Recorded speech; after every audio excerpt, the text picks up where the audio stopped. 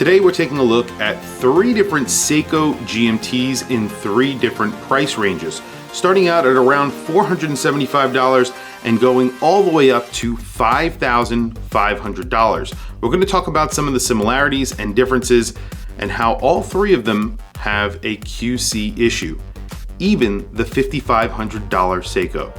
Let's flip the camera and take a look at 3 different price ranges, all 3 GMTs from Seiko.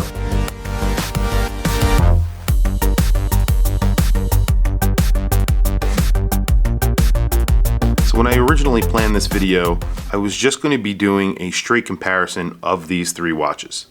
I have a Seiko 5 GMT, that is the newest GMT that Seiko have come out with. That is the SSK003. It is a blue dial, blue and black bezel, so sort of a Batman setup. Then I have a Seiko Presage Sharp Edge. This was lent into the channel by Rock the Watch. I'll put a link to his channel down in the description below. Definitely check out his channel. This is a true GMT. It gets a power reserve, really cool date wheel here at the bottom, and it is called the SPB223. It is a limited edition for the 140th anniversary of Seiko. A really beautiful watch with a really nice color scheme, sort of a pearl white bright dial, textured dial, and then you have a blue bezel. Beautiful. This has a fixed bezel. The other 2 have bi-directional friction fitted bezels. Very similar action on the 2 watches. Now, this is a $475 watch. This is around $1,600, I would say, at retail, but you can get them both. Well, actually, just this one right now at a discount for around $1,100 or $1,200. This one right now is not discounted yet, but eventually it will be. And then, of course, the 3rd watch on the table, this is the SNR051. It is in full titanium. It gets a moon dial, so it is inspired by the moon. You get a bi-directional sapphire bezel on here. You get a spring drive movement. You have a power reserve right there as well. And then, of course, the date. The date is just a traditional date on this. It is the biggest watch on the table as well, but you also get micro adjust. You have an oyster style bracelet. I was comparing all these, and then I realized that all 3 of them have a flaw, and it is all QC issues. So I'm going to start with the QC issues, and I'm going to tell you sort of a comparison through those QC issues and what I think about each one of these watches. Now, this was lent into the channel by exquisitetimepieces.com, so definitely check them out. I will put a link to their website down in the description below as well. They allow me to say whatever I want about the watches, and I very much appreciate that. So, this watch has an alignment issue. This is a $5,500 watch. I have noticed that there is a slight alignment issue with the 12 o'clock index and the chapter ring. It's really disappointing, especially when you're considering the price. Now, the benefits of this watch over the other 2 watches is obviously you're getting a sapphire bezel insert. It is a bi-directional bezel. It's very smooth. And then, of course, you're getting a titanium case, titanium bracelet. That titanium bracelet does have on-the-fly micro adjust, which is something that I haven't seen in other Seiko. You just press both buttons, push in, pull out, and it adjusts. None of the other bracelets do that, obviously. This is Seiko's highest end sort of GMT that they make. It is not a Grand Seiko, but that's the point. It's the next step, or right below the step to Grand Seiko. It does cost as much as a Grand Seiko, or almost as much, but there you go. It's a special edition, US only, applied indices, you get Lume Bright, all of that good stuff. This is a larger watch. It's the largest watch on the table. It's around 45 millimeters, so it's like 44.6 millimeters. Lug to lug on here is also big. So it's not going to wear incredibly small on your wrist, but it does wear smaller than its dimensions, so 50.4, and then it is 53 millimeters almost when you're measuring it at the bracelet. 14.8 millimeters thick, including the sapphire crystal. Beautiful watch. I would say out of the 3, obviously, I prefer the bezel. I prefer the dial on this watch, even though I think this watch is an incredible dial. I still prefer this watch's bezel and dial because I think it's just beautiful. And then of course the bracelet. Now the case I think is a little too big and chunky, even though I can look past that. I think the best case on the table is definitely the Sharp Edge Presage. Is beautiful. It has a signed crown. The crown is signed. Neither of the other two have a signed crown, I believe. Neither of the other two have a signed crown.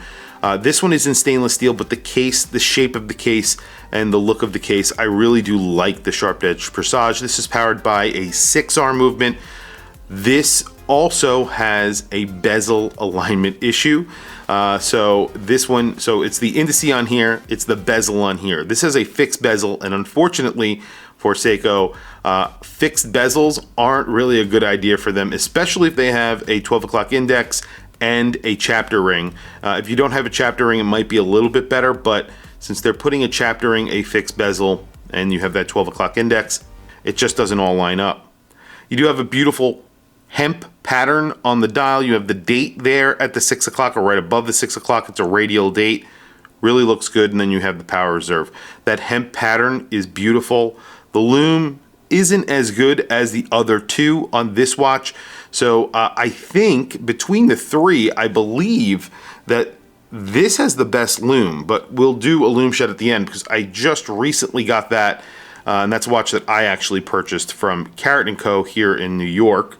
And I did not have a chance to actually check out the Lume. Now this does not get a screwed-in crown, but it gets 100 meters of water resistance. Even though this is screwed in, it's still only 100 meters of water resistance. You get to see the movement on the back of this watch. You do not get to see the movement on the back of this watch. So if we're talking about case crown construction, I like this watch the best. So I would say bezel, bracelet, and dial, I think goes to this watch. So obviously you're paying a lot more money for this watch. Is it worth $4,000, almost $4,000 more than this watch? This is a $1,600 watch, the Seiko Sharp Edge Presage.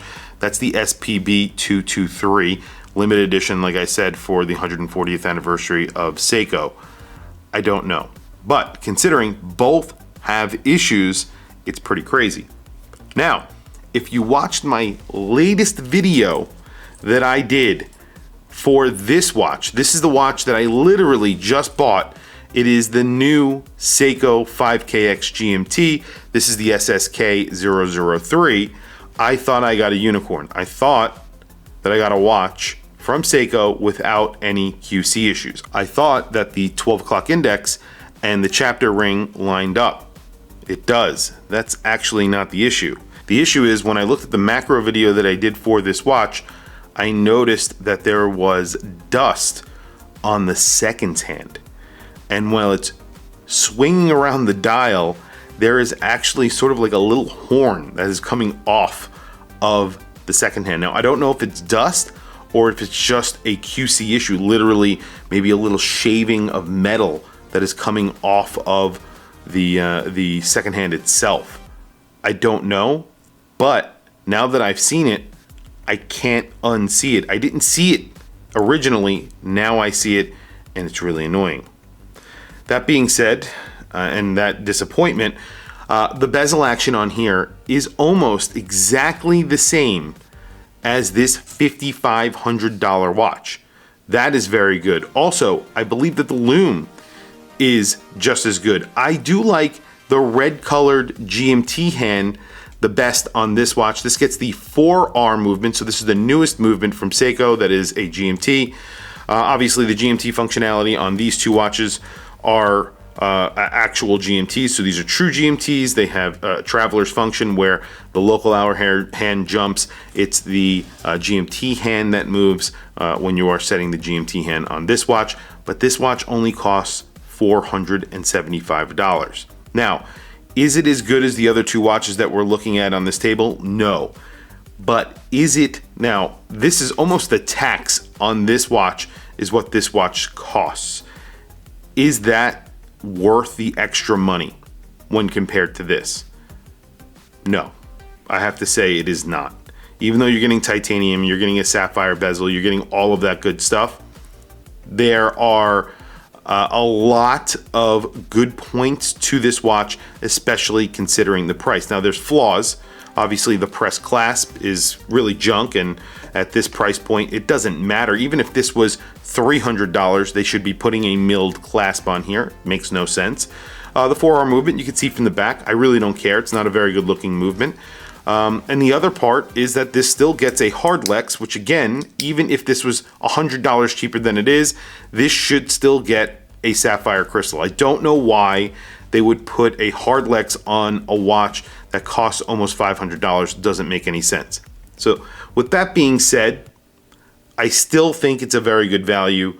I think it's a good looking watch. Obviously it takes inspiration from its bigger brothers. It takes inspiration from Rolex obviously as well, the colors and stuff like that. Out of the three on the table, I really do love this watch, but obviously I think I would go with this, the SNR. I really love the spring drive movement. It's obviously a lot more expensive, but if I were on a budget and I couldn't buy one of these watches, and obviously the one that I did buy is this one. It's this one right here.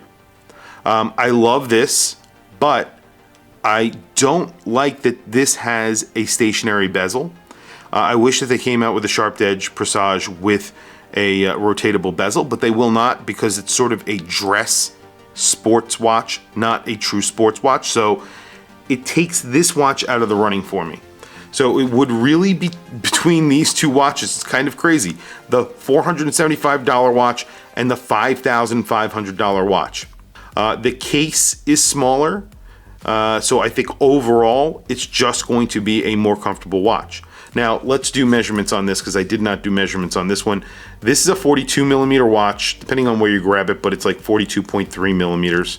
And then the thickness, it's just about as thick as the SNR. I think it's a little bit thinner. And then the lug to lug is really good on these sort of SKX style cases, the 5KXs. So 45.4. That's a true lug to lug. The sharp edge Presage is around the same size, so it's 42 millimeters. It's a little bit thinner, I think, than the other two. So 13.8 millimeters. I don't know why I keep doing that. And then the lug to lug is, let's see, 49.1. So it is a bigger lug to lug, and then you have an effective lug to lug of 52.7. So like I said, out of the three, I really do think this will wear the best for most wrists, and it is also the cheapest. So can I justify the extra $5,000 to buy this watch?